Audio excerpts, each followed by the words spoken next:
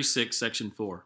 Terrorism is the use of violence against people or property to force changes in society or governments. People resort to terrorism to gain independence, to rid their country of foreigners, or to change their society. Recently, another motive for terrorism has emerged. Some people, driven by radical religious and cultural ideals, have tried to destroy what they consider the forces of evil. The most common weapons used by terrorists are bombs and bullets. Terrorist attacks involving these weapons usually target crowded places. Some terrorist groups have used biological and chemical weapons. Others have employed cyber terrorism, attacks on information systems such as computer networks. Governments take various actions to combat terrorism.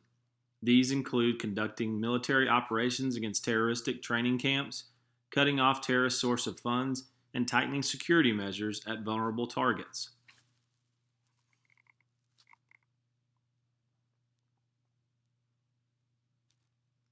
Few areas of the world have escaped incidents of terrorism. In the Middle East, Palestinians and Israelis have argued for decades about land ownership. This argument has resulted in many terrorist attacks. In Northern Ireland, the Irish Republican Army, or IRA, has done terrorist acts for many years.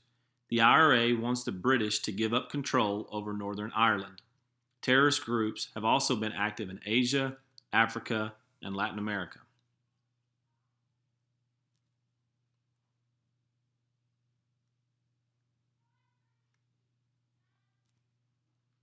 The United States also has been the target of international terrorism.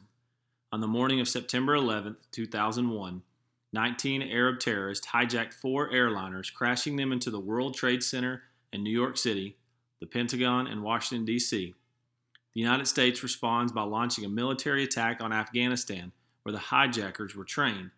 In addition, the United States Congress passed the U.S. Patriot Act, which gave the government several powers to help chase and capture of terrorists. The Congress also created the Department of Homeland Security to organize the fight against terrorism in the United States.